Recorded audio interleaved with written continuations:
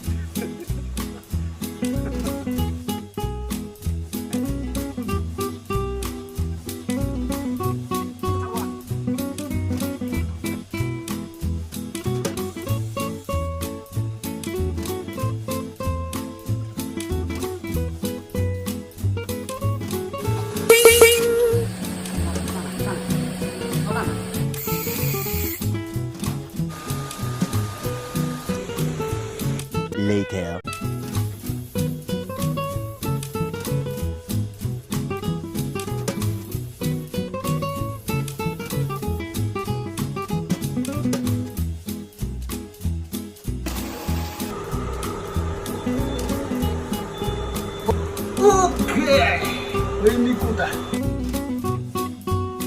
偷完洞之后，现在很明显了，我们把偷进去之后，里面是白色的，正常的机器里面。外壳什么颜色，里面也是什么颜色。我们偷完之后，里面全是铝合金的这种白色。我们先还原，再测试。据我个人感觉，14和14 Plus 的这个散热估计会好一点。为什么呢？它的发热点直接贴在铝合金中框上面，它能将温度散到整个外框上面，上点导热膏，让主板的散热更好一点。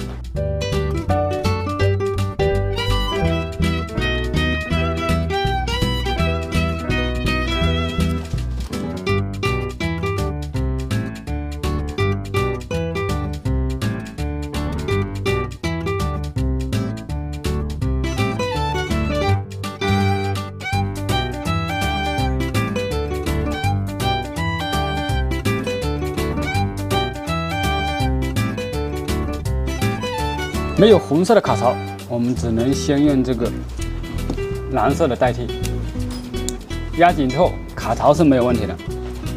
开机测试能不能读卡，如果可以正常读卡，那这个机器从头到尾的改装卡槽的视频我们就到这里结束。这个时候很明显能看到2张卡都可以正常的读到，而且2张卡的信号都已经出来了。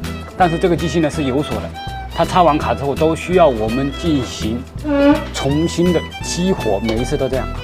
不用卡贴的话是无法激活的，是需要用卡贴才能激活的。但是我们可以想办法关解，SM 卡无效，然后2张卡的信号全部都有。